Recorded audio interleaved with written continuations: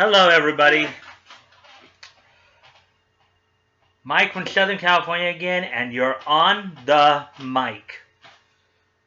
So today I'm going to just do a bit of a weekend wrap-up. There's a few things that came out over the weekend, and some that came out today as well. So I'm just going to summarize it a bit, talk a little bit about it. Let's do some Boba Fett coverage.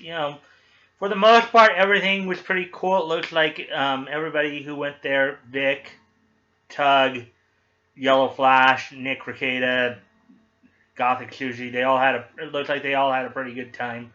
I think the only piece of drama that we apparently saw is, again, the Kick Vickers are at it again. There's apparently one of their members who's going around he was taking pictures of Tug and that little umbrella girl. It's funny how they sit here and try to paint Vic as the pedophile when it almost seems like they're the ones acting like the pedophiles. They're going, and I've commented on 2 occasions already on Twitter that, Tug should just go ahead and file a police report and have these people arrested for this. Because this stuff is just ridiculous. Kick Vic is a terrorist organization and should be treated as such.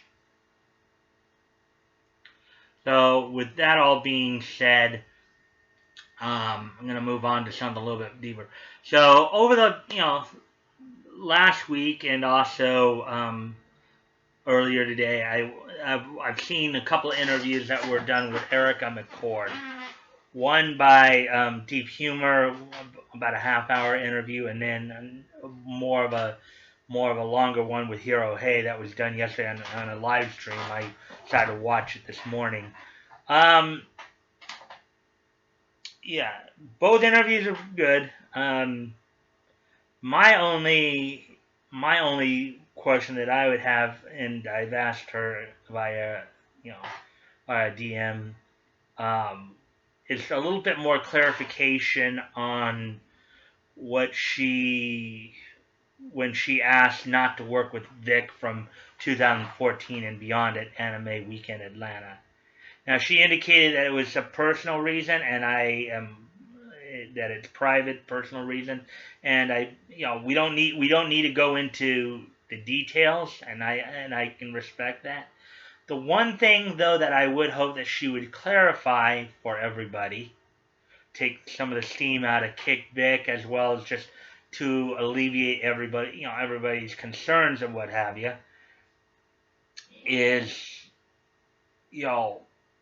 just to clarify that the reason she asked not to work with Vic again was just simply it was not due something that Vic himself had said or did to her that either harmed her or made her feel uncomfortable or fearful of him. I think the way she's behaved, it's obvious, but I think just to put the whole issue to rest, if she just came out and clearly and definitively said, hey, look, the reason I didn't want to work with him had nothing to do with anything involving Vic or involving thing that he may or may not have done to me personally. Something to that effect, to where, because I know a lot of people were speculating, well, maybe it was because she just didn't want to have to worry about babysitting him because, some people will say, well, he is we've had some people on law Twitter and stuff and say, oh, he is a prima donna, he is difficult to work with, he does yell at staff. I mean, she did confirm he yelled at staff. That's when he was in the right to do so, because they weren't fulfilling their contractual obligations. And some people have speculated that maybe the reason she has not to work with him anymore is because he is a bit of a hassle to work with, not because of anything he's done, whether that's yelling at staffers, but more because he's the type of guy who really pushes himself. He pushes himself for his fans, and sometimes taking care of him, making sure he eats, making sure he gets plenty of rest, to where he just doesn't drop dead. Because, look, for those of us who are are or have been fans of his over the years. I'm sure the last thing any of us want to see is him drop dead at a convention because he really pushed himself too hard. He really pushed himself so much that his body just finally gave out. I'm sure none of us want to see that. None of us on the I Stand With Vic side anyways. Kick Vic would probably love nothing more than for that to happen. But I'm sure those of us who support Vic don't want to see that happen. And if that's truly the case of why she said she didn't want to work with him because she wanted to have that hassle, that's understandable. But I'm not asking for details. I'm just asking for clarification, just to put the whole discussion to bed that it was not due or in response to any kind of negative interaction she had with Vic. I think that's what everybody really wants the clarification on. It's just saying that it had nothing to do with any kind of negative interactions that she may have had with Vic.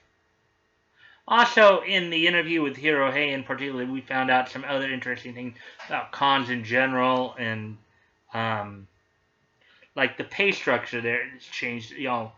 Where, and this is probably where some of the jealousy that's driving some of these VAs to go after him is probably coming from.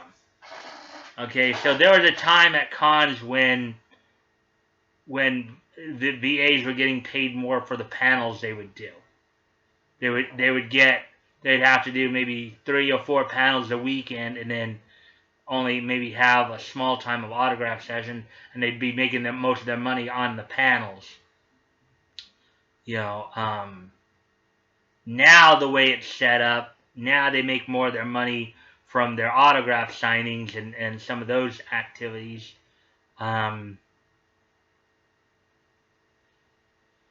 What I guess, as I understand what the deal is now, as Erica explained it, is that they get promised.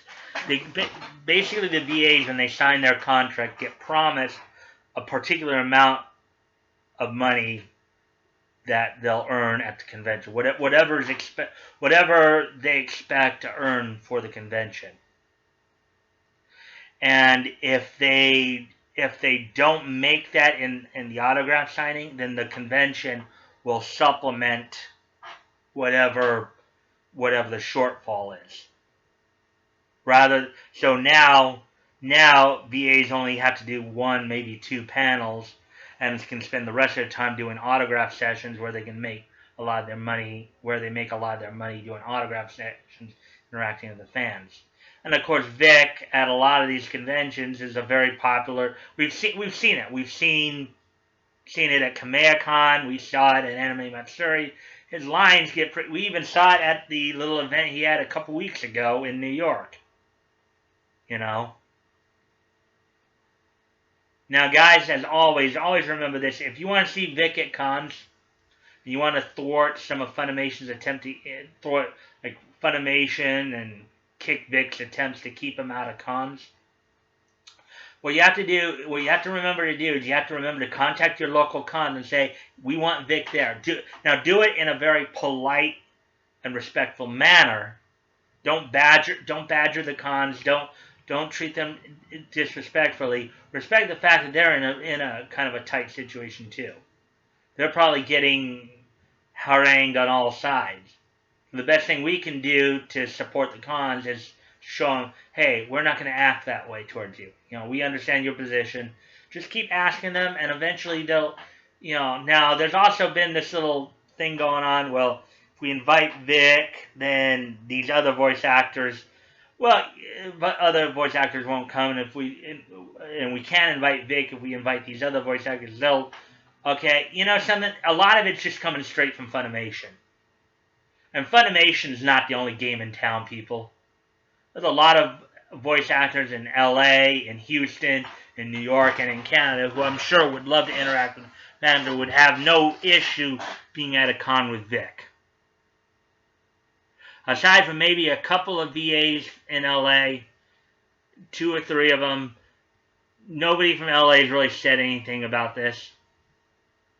Okay, I know nobody, from everything I've done in terms of my research, nobody who exclusively works for Sentai has said anything in regards to this. Now, I know the reason I say that is because I know people will sit there and say, well, Monica still works for Sentai, Brittany Karbowski still works for Sentai,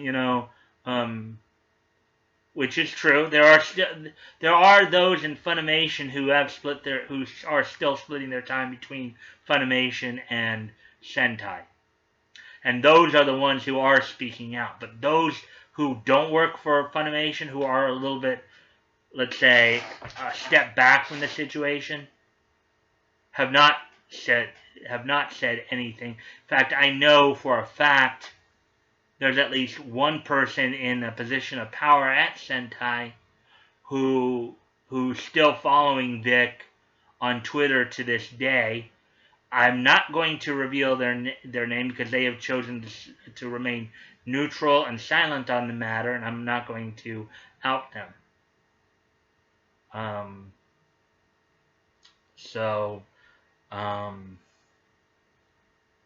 But yeah, the best way for everybody to remember this, the best way to thwart Funimation and kick Vic, there's two ways to do it. One is to petition the cons themselves, ask them to bring Vic on and bring some of the voice actors that maybe you don't get to see a lot. There are a lot of voice actors who aren't even involved in any of this who don't really get shown the fan love that I think they should. There are many out of New York who don't get the exposure I think they should. There are those in Houston who definitely don't get exposure they should. There's those up in Calgary with Blue Water Studios who don't get the exposure they should. Even Ocean and New York don't always get the exposure. Even there are some here in LA that don't get the exposure they deserve. And I think it's time as a community, as a fan base, we start showing those voice actors, the ones you don't see as often. It's time we start showing them that we appreciate their work as well. We don't have to accept that we only have to see the Funimation voice actors or just the real more well-known ones considered the more prolific, like Monica or Chris Sabat or Sean Schemmel. It doesn't have to all be the Dragon Ball cast.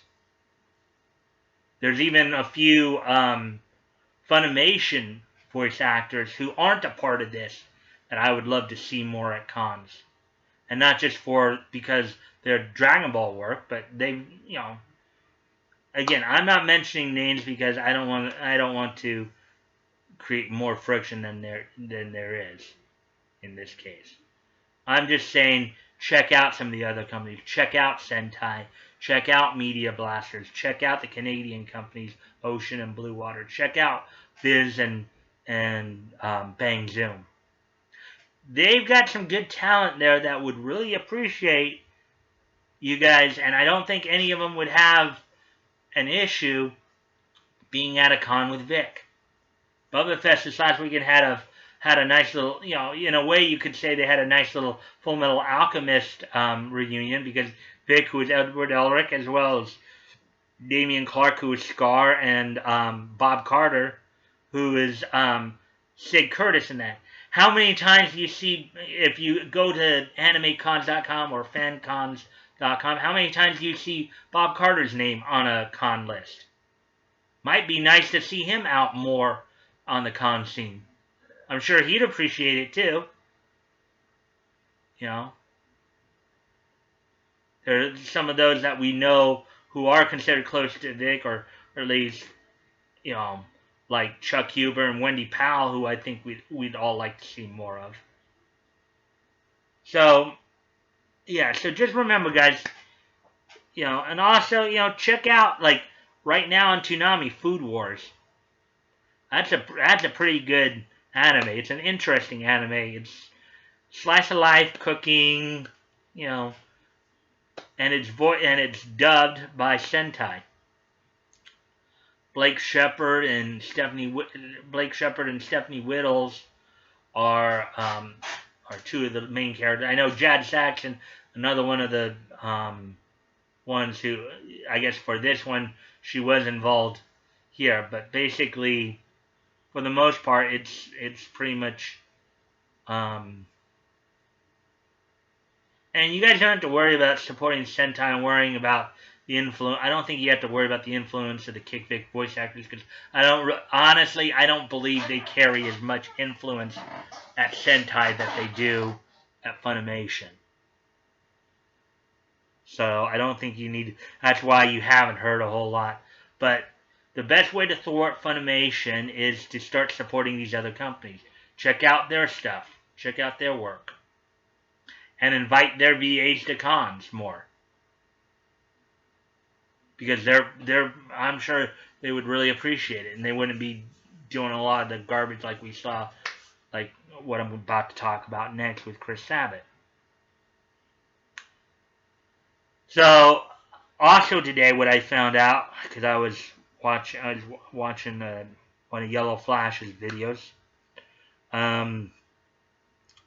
Apparently,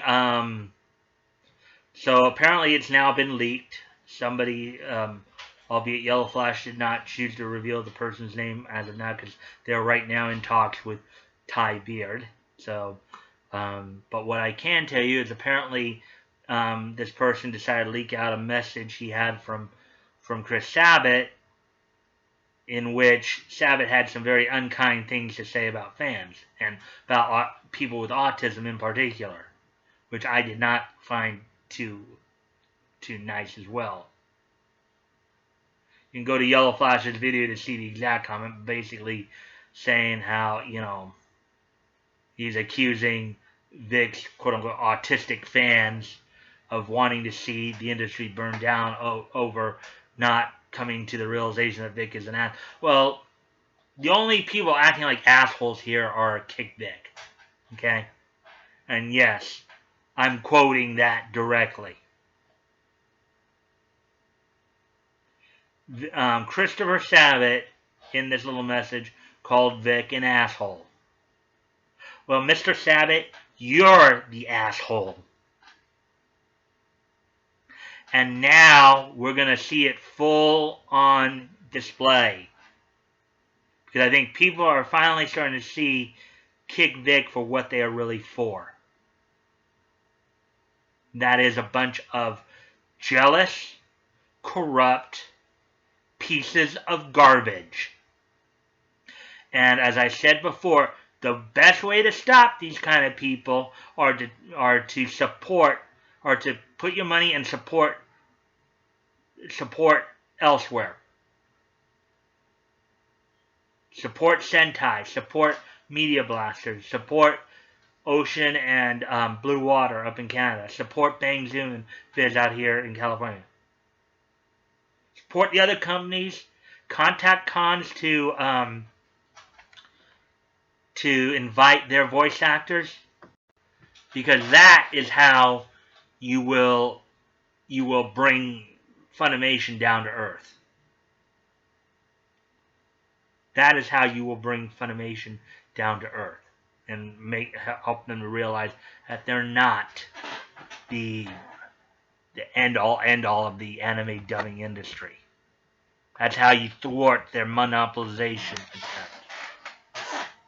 Granted, we may be starting a little late, but that's how you stop them. Support the other companies and invite their VAs to more cons.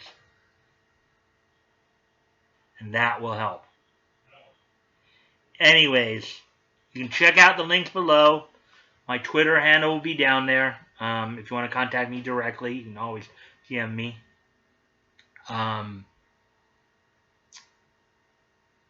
Also, of course, I'm supporting a couple of newer companies through there. You should check out Fantasy Soft and Phoenix Animation.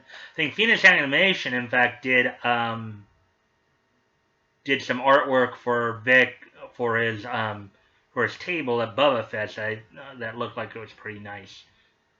Also, this thing about Vic not getting any work is just not true. Granted, he may not be getting much work from the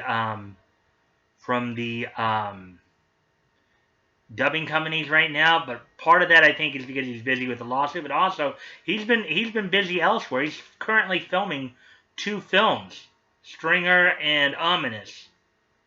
He's in post-production on another TV movie, and then he's in pre-production, of course, for Prince Adventures from Fantasy Soft, as well as another.